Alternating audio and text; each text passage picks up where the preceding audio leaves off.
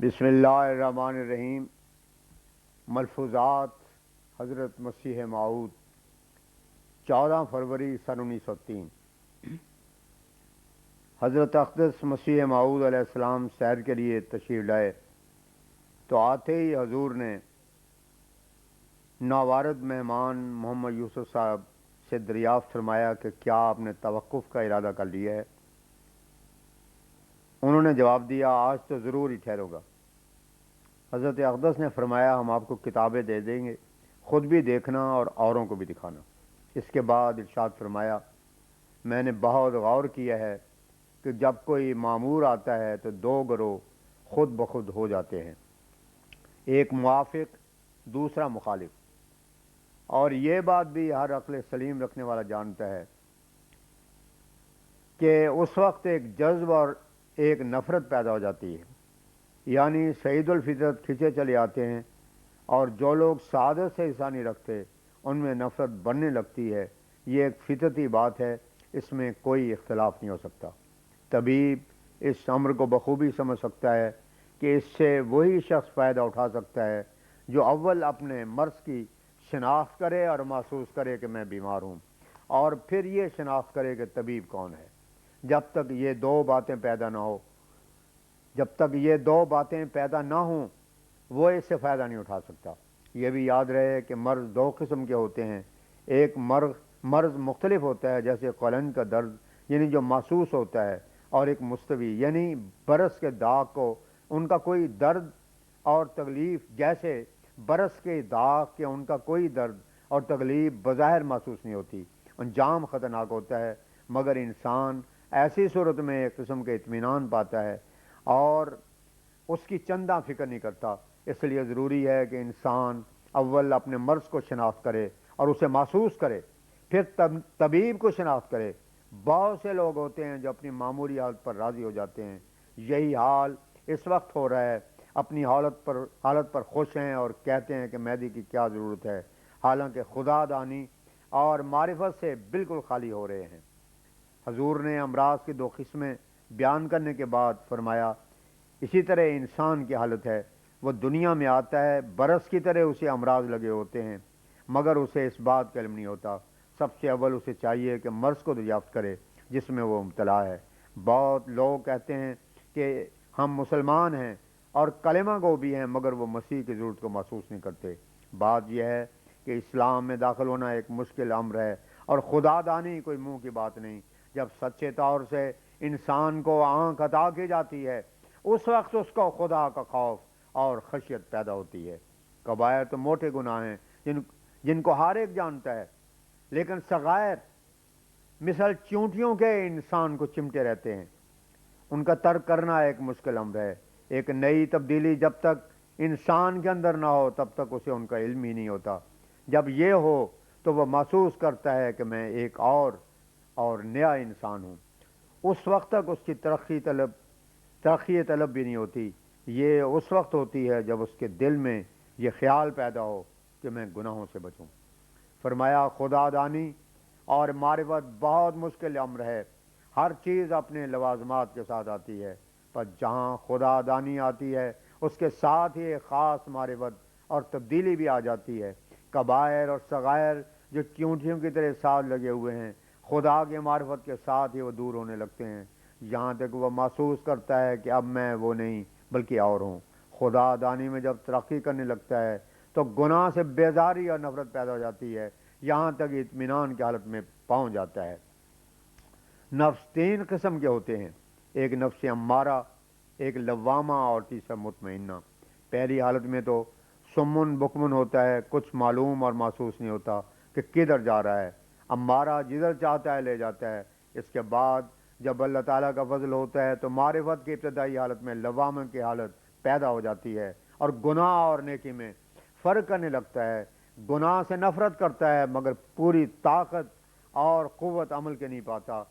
نیکی اور شیطان سے ایک قسم کا جنگ ہوتا رہتا ہے، یہاں تک کہ کبھی یہ غالب ہوتا ہے اور کبھی مغلوب ہوتا ہے، لیکن رفتہ رفتہ وہ حالت آ جاتی ہے کہ جب یہ مطمئنہ کے رنگ میں آ جاتا ہے، اور پھر گناہوں سے نری نفرت ہی نہیں ہوتی ہے بلکہ گناہ کی لڑائی میں یہ فتح پا لیتا ہے اور ان سے بچتا ہے، اور نیکیاں اسے بلا تکلف صادر ہونے لگتی ہیں۔ پس اس اطمینان کی حالت پر پہنچنے کے لیے ضروری ہے کہ پہلے لوامہ کی حالت پیدا ہو اور گناہ کی شناخت ہو۔ گناہ کی شناخت حقیقت میں بہت بڑی بات ہے۔ جو اس کو شناخت نہیں کرتا اس کا علاج نبیوں کے پاس نہیں۔ نیکی کا پہلا دروازہ اسی سے کھلتا ہے کہ اول اپنی کورانہ زندگی کو سمجھے اور پھر بری مجلس اور بری صحبت کو چھوڑ کر نیک مجلس کی قدر کرے۔ اس کا یہی کام ہونا چاہیے کہ جہاں بتایا جائے کہ اس کے مرض کا علاج ہوگا وہ اس طبیب کے پاس رہے اور جو کچھ وہ اس کو بتاوے اس پر عمل کرنے کے لیے ہمتاً تیار ہو۔ دیکھو، بیمار جب کسی طبیب کے پاس جاتا ہے تو یہ نہیں ہوتا کہ وہ طبیب کے ساتھ مباحثے شروع کر دے، بلکہ اس کا فرض یہی ہے کہ وہ اپنا مرض پیش کرے اور جو کچھ طبیب اس کو بتائے اس سے وہ فائدہ اٹھائے گا۔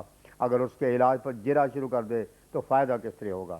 فرمایا انسان کا فرض ہے کہ اس میں نیکی کی طلب صادق ہو اور وہ اپنے مقصد زندگی کو سمجھے۔ قرآن شریف میں انسان کی زندگی کا مقصد یہ بتایا گیا ہے کہ وہ میری عبادت کریں۔ جب انسان کی پیدائش کا علت غائی یہی ہے تو پھر چاہیے کہ خدا کو شناخت کریں، جبکہ انسان کی پیدائش کی علت غائی یہی ہے کہ وہ خدا تعالیٰ کی عبادت کرے، اور خدا اور عبادت کے واسطے اول معرفت کا ہونا ضروری ہے۔ جب سچی معرفت پیدا ہو جاوے تو اب وہ اس کی خلاف مرضی کو ترک کرتا اور سچا مسلمان ہو جاتا ہے۔ جب تک سچا علم پیدا نہ ہو کوئی مفید نتیجہ پیدا نہیں ہوتا۔ دیکھو، جن چیزوں کے نقصان کو انسان یقینی سمجھتا ہے ان سے بچتا ہے۔ مثلا سم الفار ہے، جانتا ہے کہ یہ زہر ہے، اس لیے اس کو استعمال کرنے کے لیے جرت اور دلیری نہیں کرتا، کیونکہ جانتا ہے کہ اس کا کھانا موت کے منہ میں جانا ہے۔ ایسا ہی کسی زہریلے سام کے بل میں ہاتھ نہیں ڈالتا یا طاعون والے گھر میں نہیں ٹھہرتا، اگرچہ جانتا ہے کہ جو کچھ ہوتا ہے اللہ تعالیٰ کے منشا سے ہوتا ہے، تاہم وہ ایسے مقامات میں جانے سے ڈرتا ہے۔ اب سوال یہ ہے کہ پھر گناہ سے کیوں نہیں ڈرتا؟ انسان کے اندر بہت سے گناہ ایسی قسم کے ہیں کہ وہ معرفت کی خوردبین کے سوا نظر ہی نہیں آتے۔ جوں جوں معرفت بڑھتی جاتی ہے انسان گناہوں سے واقف ہوتا جاتا ہے۔ بعض صغائر ایسے قسم کے ہوتے ہیں کہ وہ ان کو نہیں دیکھتا، لیکن معرفت کی خوردبین اس کو دکھا دیتی ہے۔ غرض اول گناہ کا علم عطا ہوتا ہے، پھر وہ خدا جس نے من یعمل مثقال ذرۃ خیر یرا فرمایا ہے اس کو عرفان بخشتا ہے، تب وہ بندہ خدا کے خواب میں ترقی کرتا اور اس کی پاکیزگی کو پا لیتا ہے جو اس کے پیدائش کا مقصد ہے۔ اس سلسلے میں خدا تعالیٰ نے یہی چاہا ہے اور اس نے مجھ پر ظاہر کیا ہے کہ تقویٰ گم ہو گیا ہے۔ بعض تو کھلے طور پر فرمایا اس سلسلے میں خدا تعالیٰ نے یہی چاہا ہے اور اس نے مجھ پر ظاہر کیا ہے کہ تقویٰ کم ہو گیا ہے۔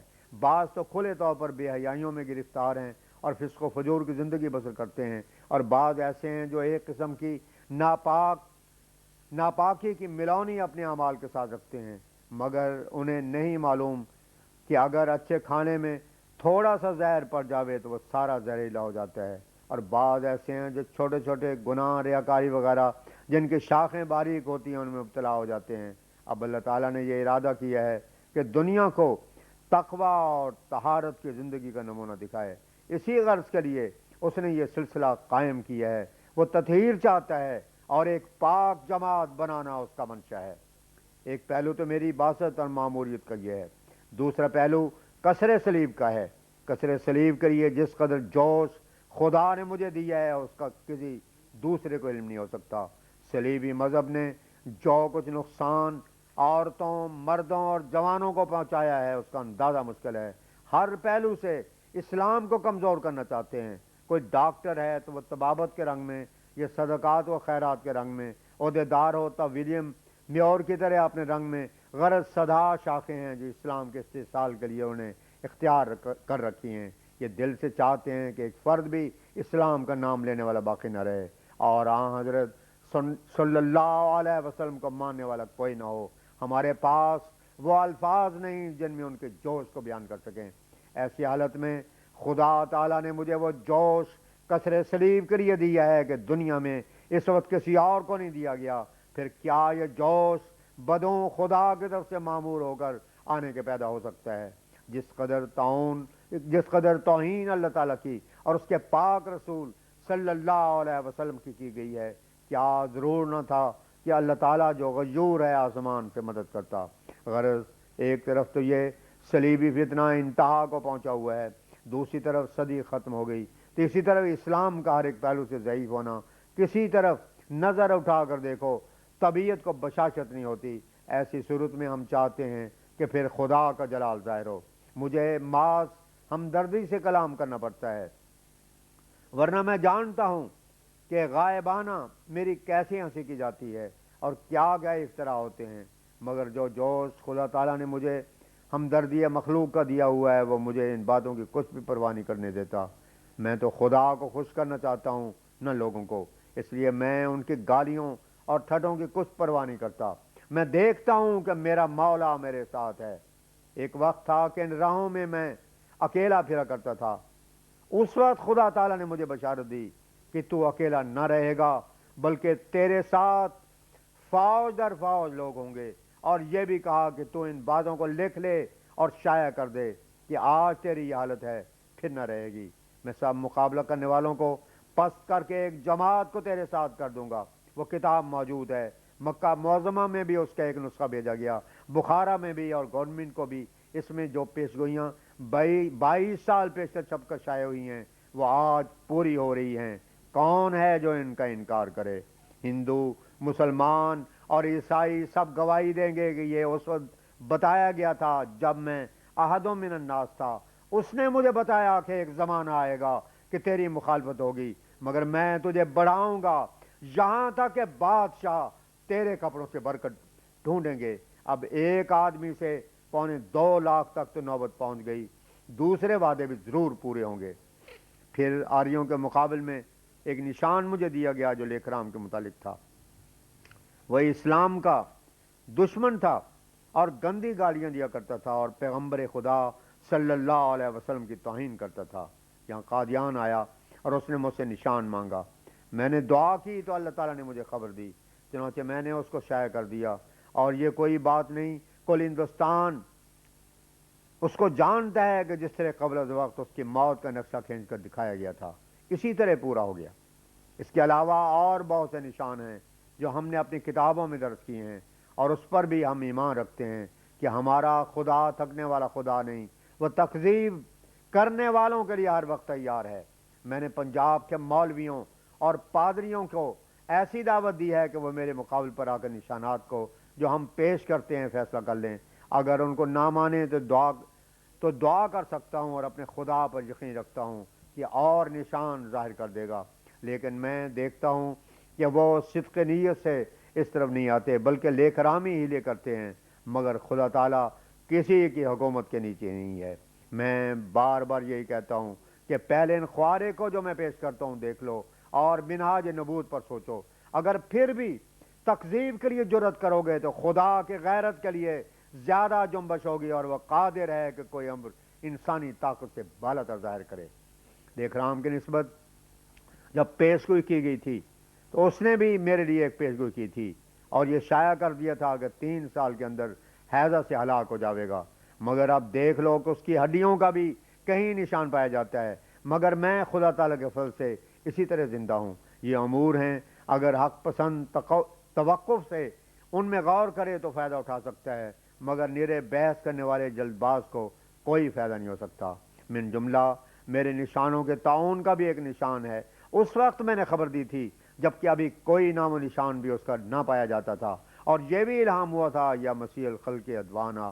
اب دیکھ لو کہ یہ وبا خطرناک طور پر پھیلی ہوئی ہے اور گاؤں کے گاؤں اس طرف رجوع کر رہے ہیں اور توبہ کرتے جاتے ہیں۔ کیا یہ باتیں انسانی طاقت کے اندر ہیں؟